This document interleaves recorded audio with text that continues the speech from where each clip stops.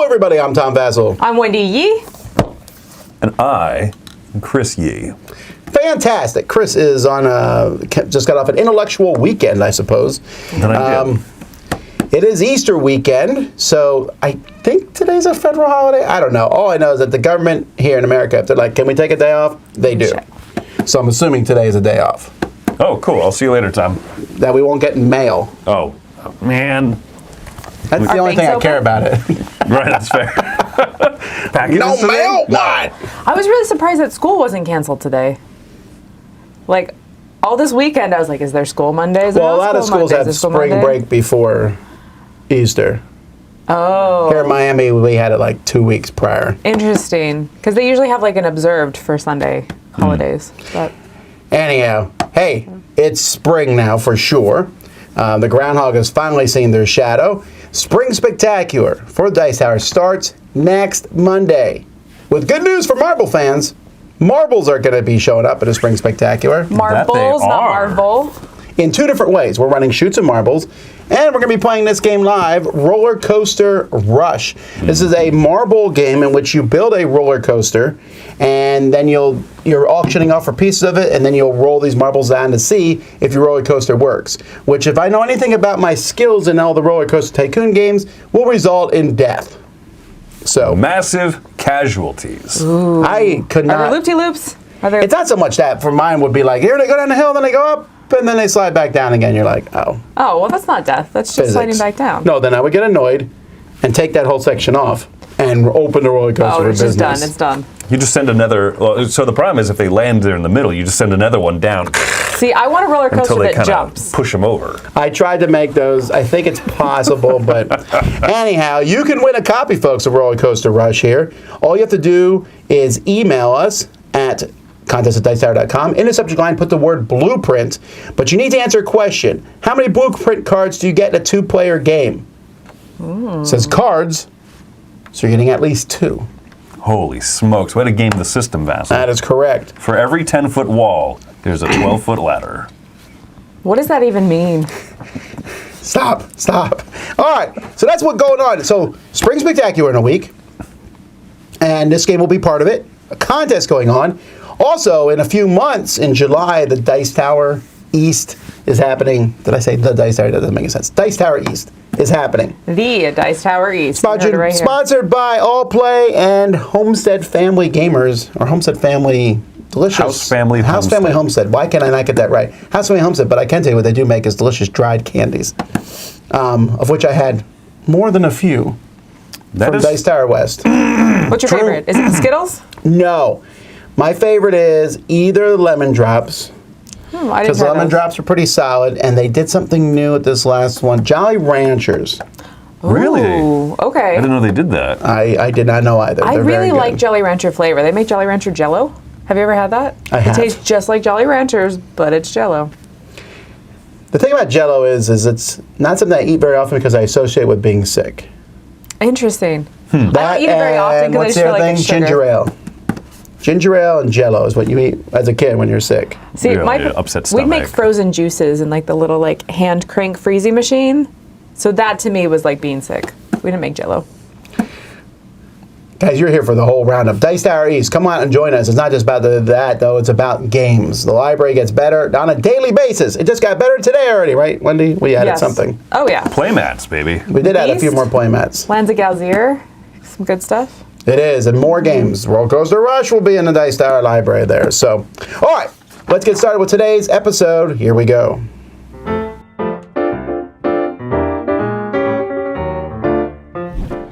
Hi, it's Tarrant. And Stella from Maple University and the Dice Tower. Frostpunk the board game. It's a big box game. Yeah, so this is a big scenario driven. It's quite a thematic game, and it's based on a video game. Yeah. But it has a real Euro engine build element to it, which I guess you can bring out of a lot of civilization types of video games. I think the designer Adam has done a great job combining the Ameritrash elements and the Euro elements. Indeed, I was certainly. There was a lot going on, but I was very impressed by how quickly I was able to pick up the different admin phases. Yeah. And how when you did break it down, there was a very simple worker placement element to this game. You needed to get a certain amount of food, so you needed the buildings and enough workers for it. You needed to get a certain amount of coal to heat things up. And then as things got tight, the scenarios were throwing a few different things at you. Would make a good solo game as well. We played 3 players usually for this one, but it is effectively a solo game. It's a fully cooperative single decision point game. So it is solo effectively. his other games that we've been enjoying is such as Nemesis and Terracotta Army. Indeed, I certainly rate how he's been connecting these sorts of games. I had only good things to say about Nemesis, which is very much a style of game I'm not normally into, and very impressed with how Frostpunk comes across it. Yeah, recommended Frostpunk the board game. Have you played it? Do you like one of those Ameritrash, Euro? Why not both? And thanks for watching. Bye.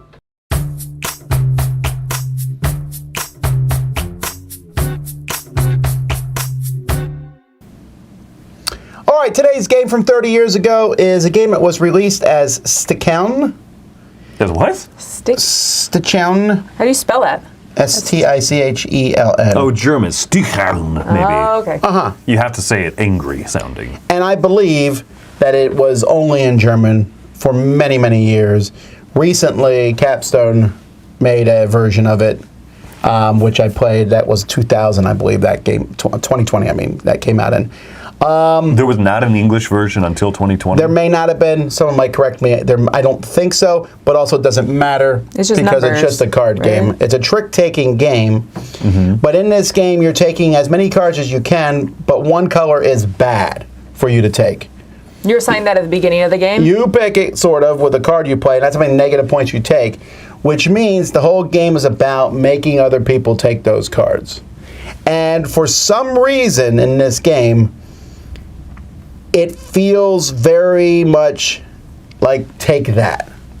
Even though other games are avoidance games like Hearts and stuff. Yeah, I don't mean, again, sometimes those games feel pretty good, because in Hearts you can, like, you're taking the Queen of Spades, here it comes. You know, and I like that a lot.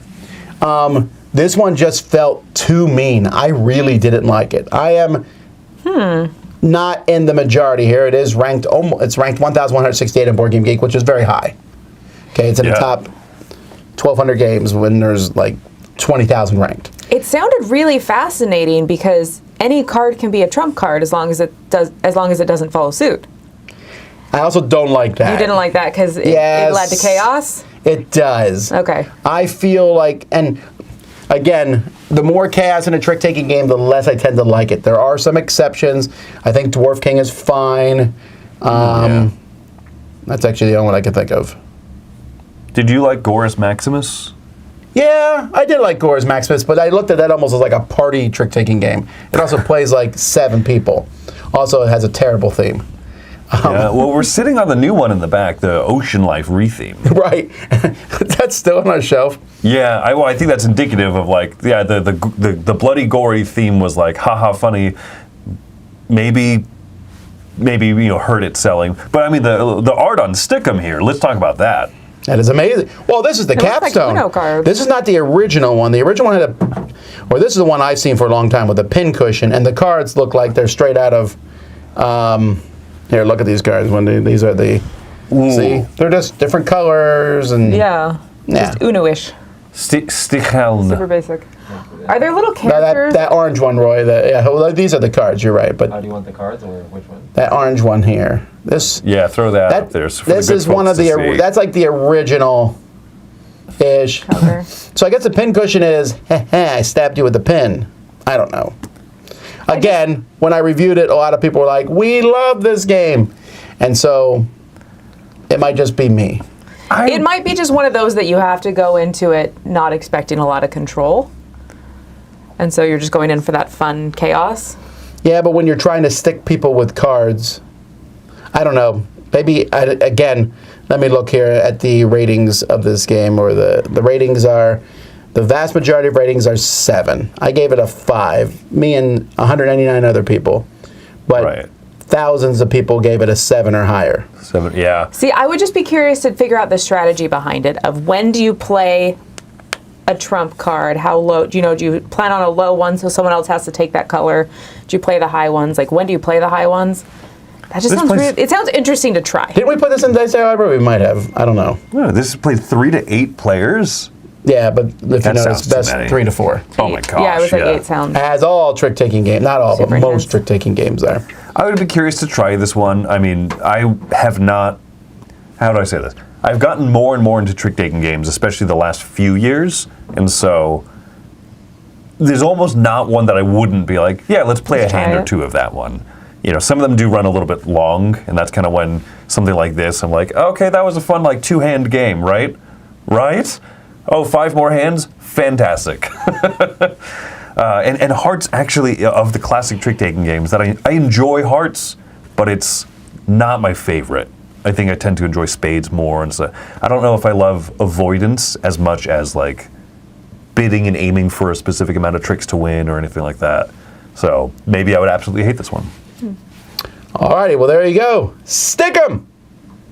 Happy breakfast, everyone. Today I'm here to talk to you about this 2-player worker placement sort of game from Cosmos. It's not a brand new game by any stretch of the imagination. It's been around for many years, but it's only just recently entered my collection. Now, one of my favourite things about Targi is the way that the central market stays fresh and really relevant to players.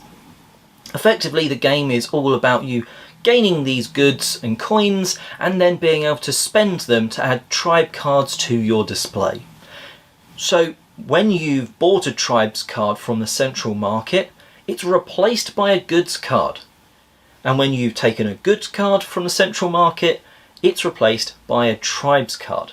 Now what that does and what that means is, when you've spent all of your resources to put a card into your display, the market's effectively refreshing with more goods. So just when you've spent everything, it's giving you more opportunities to gain goods. And just when you've gained a load of goods, it's giving you more choices of what to buy.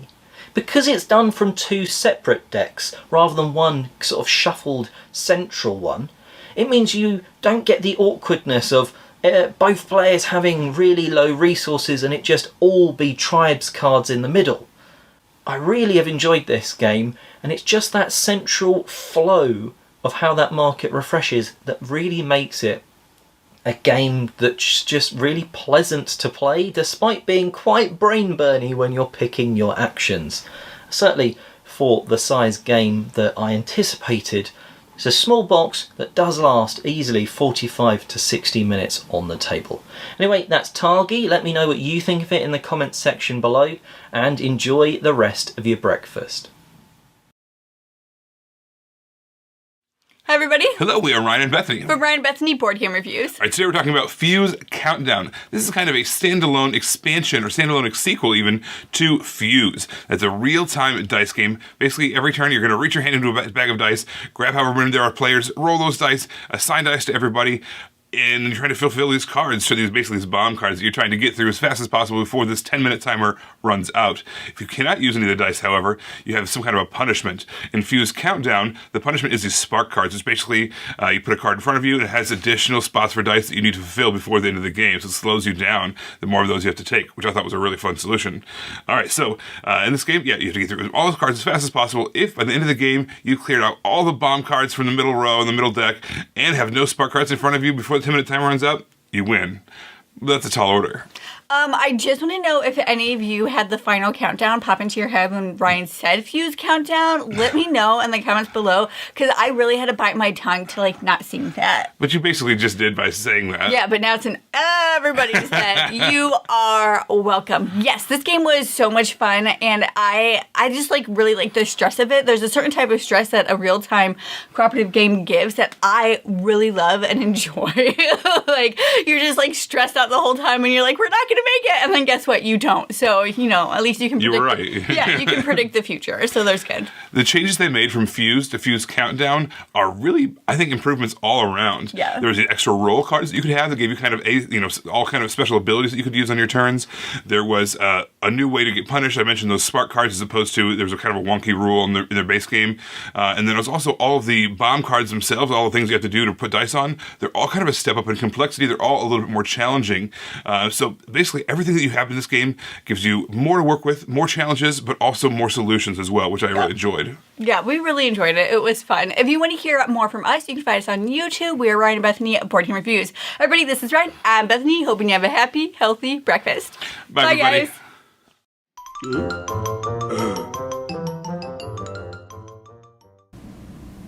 All right, we have fewer things going up this week because we're prepping for the Spring Spectacular next week. But we have some big reviews coming in. Well, first of all, there's a big playthrough. Tomorrow morning, we're playing through Scarface. Me and Chris are going to murder each other. I'm assuming we're murdering each other. That's my hope going into this. The game's called Scarface 1920.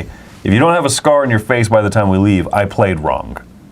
Oh, I used to love those fake rubbery scars you could get. Those things are nasty. What else? We're taking a look at an expansion for Kabuto Sumo. I'm doing a 6 games I played so you don't have to. We got Spacecraft. We have Exit Kids. I'll be taking a look at Votes for Women. You guys are reviewing that. Mm-hmm. Age of Heroes. This is, if you can't tell from that very, very, very mundane name, this is an X-Men game. I still don't understand why it wasn't called Age of Heroes X-Men. Or X-Men Age of Heroes. Or like Age of Heroes is not like a famous comic arc of theirs or anything, is it? Yes. It's not famous. It's just what they called their redone version after... What did it come after? It was after Scarlet Witch, I think. I can't remember. It was one of those. Okay. It was... Interesting. So it is the name of a run, at least. Sort of. Sort of. But it's not even... But it's not a well-known one? No, but that run was not what this game is about. Anyway, this game is about the classic 90s X-Men. Anyway. Me and Joey will take a look at Undaunted Battle Britain. We have another show from Mike and Dan, FaceTime, Face Off. Mm-hmm. Face Off's a good movie. And Western Legends Big Box, we're taking a look at that. Wonderful Big Box. And Distilled. Very excited to talk to you all about Distilled. And of course, all of our regular shows going up this week, our live shows, our big live show on Thursday. We're going to deviate briefly from board games and talk about our top 10 video games. It's been a while since we've done that, and some people in there have not done it before, so hopefully you enjoy that. All that coming this week, and also then, of course, later today in 40 minutes, Z will be playing on What's Happening, and I'll be doing a Q&A at noon. Hello, this is Oliver, and today I'm going to be talking about a fairly new version of a game that I love, and that game is called Splendor Duel.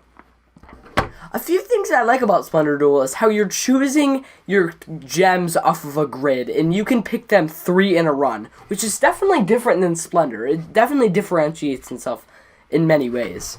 And in Splendor, you're just like picking, in this one, you're like picking 3 in a row, which I think is pretty cool.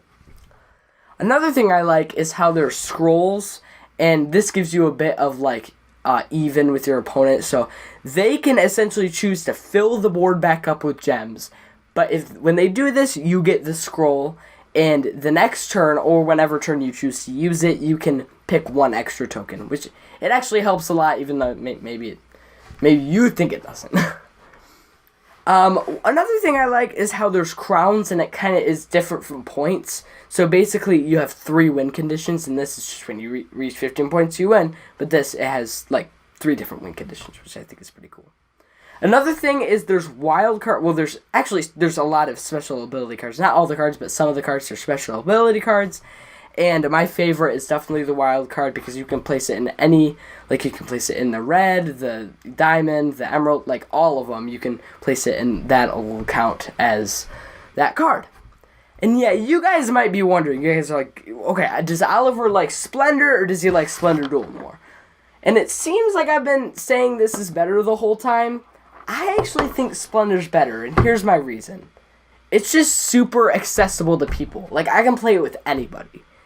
And yeah, that is my comparison. Have a great breakfast. Bye.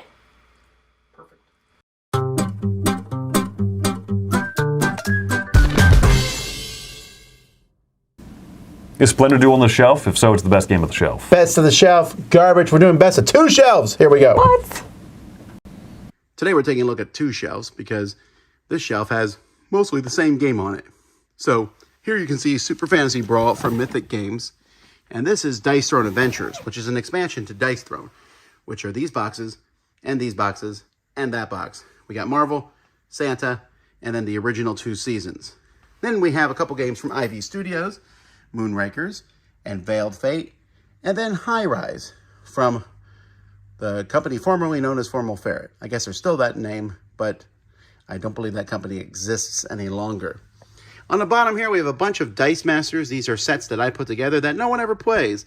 But if you want to play, there's some really cool stuff in there. Rule the Realm, which is a really wonky game that uses rubber bands. This red box is Star Wars Risk. Yeah, bad side of the box. Just says Risk. No one's going to pull it out. You can see the Star Wars faintly. Battleship Galaxies. That's kind of an interesting game that no one plays. It really needed expansions.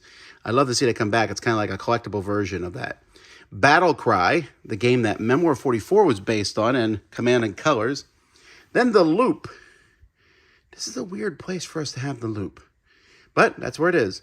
Blitz Bowl. Lions of Lydia. And then After the Empire, about defending your castle. Queen Domino, that's the big version of it, the sequel to King Domino. And U-Boot, the board game. So these are shelves that U-Boot and Battleship Galaxies and maybe some of the Dice Masters, if we ever find games take their places, they may come here.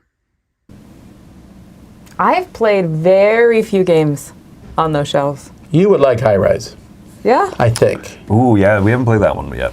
we have not. High Rise is a Ratchet style game where you can go as far as you want, but you can't go back, and it's about building giant buildings in the middle of the table. I really like it. And then you can get space in the board if other people land on them, you get benefits. I think it's a really good game. So it's basically Monopoly. Ratchet Monopoly. Just when you Ratchet up. play it, just remember, you go around the board 3 times, but 2 is also good. And it makes the game shorter and better, I think. Going around the board twice is good. There's a lot of dice thrown on these shelves. Which is There's a lot good of because dice it's thrown. easily my favorite on these shelves. Which is weird because we did the games that replace other games, and I said Dice Throne replaced Dice Masters for me. I love Dice Masters a lot. I still do, but I play Dice Throne more.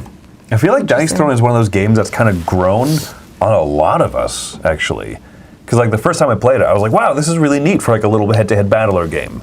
And then as I kind of played it more, like, no, this is just a really good game. I wish the decks were thinner because I think there's some really fun cards in there, but I don't feel like you get enough of the little power stuff to spend to get as many cards. But I think it's fine. You didn't pick a I game think yet. it's fine. I didn't pick a game yet. Well, I've played Dice Throne and I've played Star Wars Risk. I think that's it. You've not played Queen Domino? Oh, I played Queen Domino. Yeah, Queen Domino would probably be the best one on there, just because it's most of my wheelhouse. Star Wars Risk is one Chris really likes. That's actually my pick for the Oh, is it your pick? for this Really? one? Yeah. That's okay. Chris is always trying to get me to I play like it. Star Wars Risk fine. It is not better than those other games in those shelves, though. It's float away light. It is, but it's also, it's the best part of Star Wars. It's the Return of the Jedi end battle, and I love trying to blow up the Death Star. Do you prefer teams or not teams? Because No, that's just what's head-to-head, kind of yeah. weird about it, yeah. You You can can play- have like hidden team information. That's fine. That's a decent way to play with 4-player, but it's a 2-player game. It usually, I really like it. It's basically dumbed down to Queen's Gambit. Is what I hear about. I actually haven't played Queen's Gambit still. Oh, you won't want to play Star Wars Risk after Queen's Gambit. It is that much better. Is it that's longer interesting. though? Yeah, but I mean, it's not that much longer. Not It's that not much a longer, particularly okay. long game. Yeah, but Both games have some map balance issues. It's both of them are tilted towards the good guys, which I suppose is good. I suppose. I don't know. It's just fun. It's fun that at some point as the Empire you get to activate the Death Star, and you're just like, I blow up that whole frigate right there. Boom. You're gone. It's and a all those really TIE fun fighters game. everywhere. Yeah, That's I don't know. interesting. Star Wars Risk is one of those really poorly marketed games where they're like, "Oh, we'll Oh get a lot my of people. word, yes. We'll get a lot of people to buy because it says Risk." And all the gamers who want like a really interesting, light but interesting little card-driven battling game that you do roll dice after, but you. This was on your worst games names list, right? I don't remember actually. It should be though. Yeah, I feel like it was bad marketing because I think that gamers would enjoy it more than like your average Than Risk fans. players. Yeah. It's the only game of Risk that I somewhat enjoyed. I liked Risk as a kid. I don't know. I grew out of it. Tom, did you like Super Fantasy Brawl? Because I had a lot of fun painting it. Nope. But I don't see it get played much. It's not that good. It's unfortunately, it has some cool ideas, but it's just kind of run up next to these big pillars, stay there, hit each other. Really cool ideas. A new version I think would do well, but yes, the miniatures are amazing. They're super cool. And that's why it's going to be in the library for a while, because we have it painted, so it ain't going anywhere. So play it. And some people do really like it. All right, that's what's on the shelf.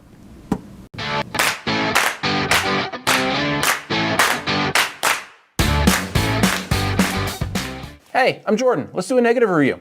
So, Boards and Dice put out a lot of really great games. You know, I had those heavyweight tea games, the Teotihuacan and the Tekhenu and all those games, that really meaty games that people really enjoy. This one I feel like is a forgotten kind of tea game, if you will. And that is Traintopia, which came out a couple years ago. And it's one of their lighter games, obviously, but this is a very light drafting game.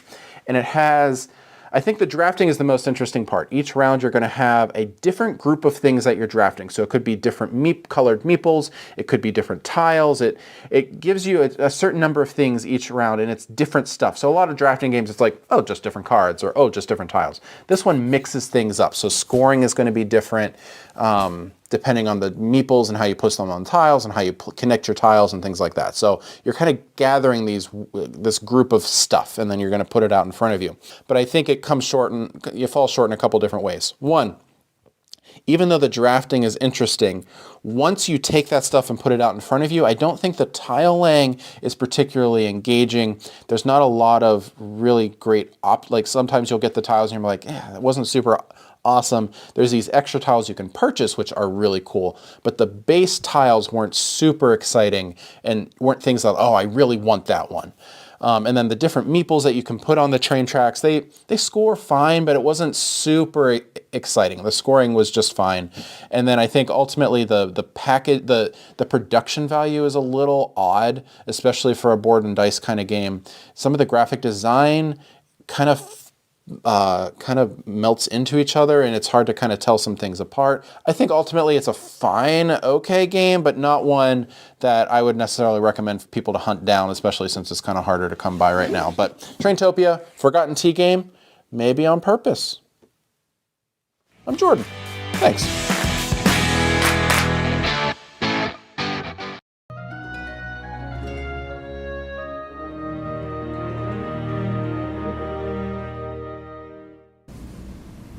All right, today we're talking about the Super Mario Brothers movie. Ba-dum-bum-ba-bum-bum. Oh, the new one? Which has... No. You want to talk about the old one, Chris? No. I do want to talk about the old one. Chris has some Chris loves the old unfortunately one. positive opinions about the old one, which is insane to me. Not positive, nostalgic, and I appreciate the fact that it's a horrible, horrible movie. The old one. Best part of the old one is that they hired a guy to flip on his bicycle, and so they put him in there multiple times, the same flip. Yeah, we already paid for a stunt guy once, I guess. Like, we'll make him do it we'll again. Use it. Okay, never watched that movie. This one here has one of the biggest spreads between the critics' reviews, which I believe are below 50%, or just at 50%. It's in like the 40s, I think. Somewhere, still. yeah. And audience reviews, which tend to be in the 90%.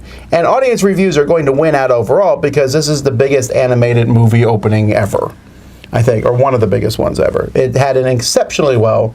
So whether you like it or don't like it, Super Mario Brothers 2 is coming back, and I'm calling it's going to be a bad guy Wario, hopefully. I love Wario and Waluigi. Waluigi! Danny DeVito! Danny DeVito as Wario would be great. Yes. Does Danny DeVito still make movies? Yes. Well, no, he's mostly doing it Sunny in Philadelphia, but Yeah, he's still in stuff. He's still in acting. stuff. Oh, he man. is. Anyway, so this is an animated movie based on the video game. And in case you didn't get that, it is 100% based on the video game. I wondered at the beginning of the movie, because the beginning of the movie shows Mario in New York, he's an actual plumber. Oddly enough, almost identical plot to the first Mario movie. I know! I was laughing about that. Because if you haven't seen the original, don't listen to Tom. If you want to ever watch a bad movie, if you ever want to watch a hilarious bad movie, watch that one. And I kept thinking to myself, is this new one kind of paying homage to that? Because it's a shorter stint that's kind of the plot. Yes. You know? It's over very quickly. Mario's a down in his luck plumber, finds a pipe, they don't explain why, and it takes him to, well, Peach's Kingdom, and it takes Luigi to Luigi's Mansion. Yes. And the reason it does both of those things is because this movie has more references in it than I think I've ever seen in a movie. Oh my So much. And on a very positive note, the musical score is unbelievable. I could have just closed my eyes and listened to it. They went through music from every Mario game, I think. But they changed it. Oh, they did. And I loved it. I loved what they that. did with it. It wasn't just basic. Well, I don't think you're exaggerating when during the closing credits, they started playing a really nice orchestrated version of the Dr. Mario theme song. I know. I was like, Dr. Mario! I was so excited. But it's definitely filmed that way to the point where someone was like, hey, did you see this? And I was like, I did not, because I was so busy looking at something else. There's lots of Easter eggs, lots of things. And the plot itself was so on the nose. Like, I was like, I wonder what they're going to do to show the mushrooms. Mario punches a block, a mushroom comes out, he eats it, he gets bigger. I was like, oh, it's just straight to video game. That's how it is.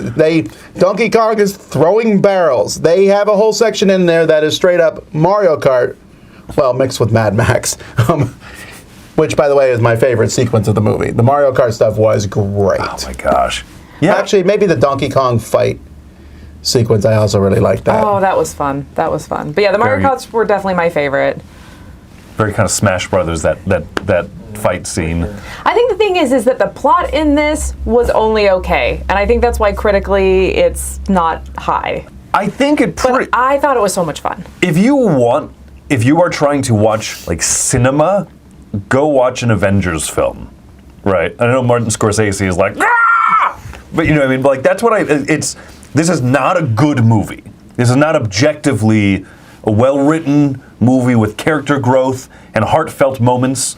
It's really just kind of, do you want to watch a Mario video game as a movie? And at that, it succeeds swimmingly. The whole critics versus audience score, I think, really plays into the fact that the critics are correct.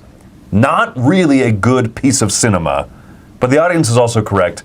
So fun to watch. If you like Mario stuff, if you like finding those Easter eggs and the musical themes and all that stuff, this is absolutely a movie made for you and not for like a Richard Roper kind of a guy. I was thrilled because my kids came home from college and my son's 9, he was really pumped. He wore a Mario hat. We're going to bring all the Mario stuffed animals. I was like, you can bring 2. Okay, so Mario and Luigi came. Unfortunately, Yoshi and other people had to stay at home. Okay, Poor but Yoshi. he came there, and the climatic scene of this movie, he was out of his chair, so excited. You know, it was a really good ending sequence, right? It was just done well. And you know what, though? I enjoyed the movie. I'm 46, and all my kids, everybody liked it. Yeah. I looked down and I see my whole family sitting there. I felt, well, I mean, that's a good feeling too. But I see them all. Everyone's like it for different reasons because Mario is generational, and I don't care what. Again, I'm painting with a broad brush here, but I think if you go look at this and say it's a terrible movie, then I feel like you're a little snobby. I mean, again, you don't have to like it, whatever, but it's not terrible. It was very clean, kid friendly. You know, there's a lot of kid-friendly TV shows now that have a lot of jokes thrown in for the adults. There's very little of that in here, actually. There's maybe a little bit, but it's basically there to showcase Mario, Luigi, Donkey Kong, Princess Peach, Bowser. By the way, Bowser, fantastic. Oh, absolutely. Oh, I love Jack Black. Jack Black. Some people asked about Chris Pratt as Mario. I didn't even notice it. I recognized at the beginning. They didn't. They did a little joke at the beginning to let you know, like, hey, get used to the fact that it's not. I'm blanking on his voice right now. The original voice Charles actor. Martinet. It's me. He doesn't talk like that the whole time. He talks normally, and I was fine with that. And I liked most of the voice work from the different people. Some of the characters, I was amused by Toad every time Toad showed up. Oh my gosh.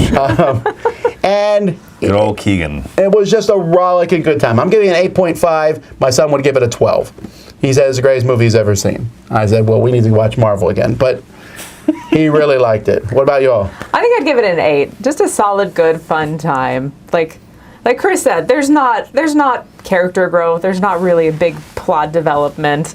But I think it was fun, super fun. And growing up with Nintendo, like we only had basic NES growing up.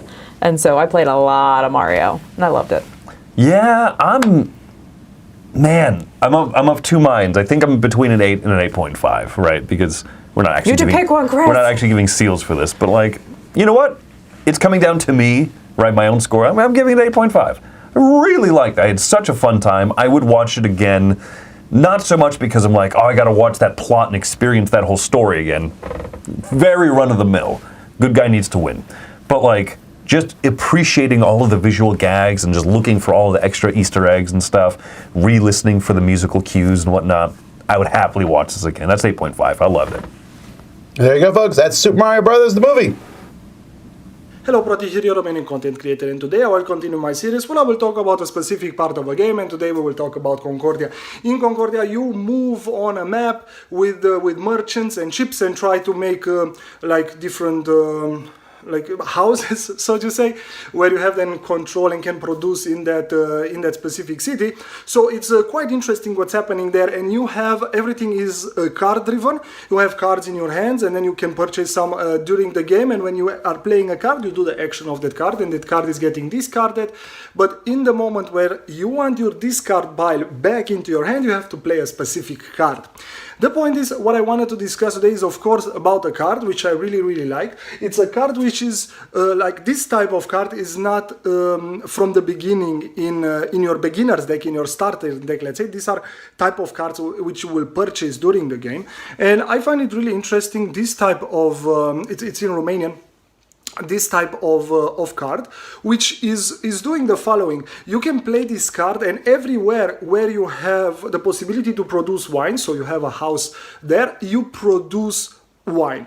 You don't have to go to the production, to the prefect, I think it's called, where you have to flip it and then the whole zone produces. You play this card, and all your wine, let's say, your wine cities where you have a house on will produce for you wine, which is quite nice, quite flexible. And then with the cards of Mercator, where you can change goods into other goods or into money, you can really win a lot of things by using this type of cards. And the other interesting thing what I like with these cards is it is connected to the scoring, because every card that you have has an ability for during the game and a scoring at the end of the game, and this is for sure scoring 4 points for every city you are on which is producing wine. So it's connected. During the game you want to have more cities with wine so that you produce more wine, and at the end to get more points. So this is this is wine in our situation, but it's for all the goods, this type of cards. This is what I wanted to discuss about in Concordia. Have a nice breakfast.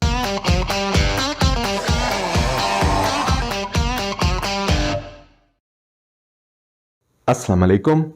For Cthulhu Death May Die, one of its unique things is that you can mix any kind of elder god, monsters, and the mission type that you are going to play, mix them up, and you are going to have a different kind of scenario that you get to play. And to have that feel, there is one more elder god that is now available as a print and play elder god, which is made by a fan called the Cathinite Elder God.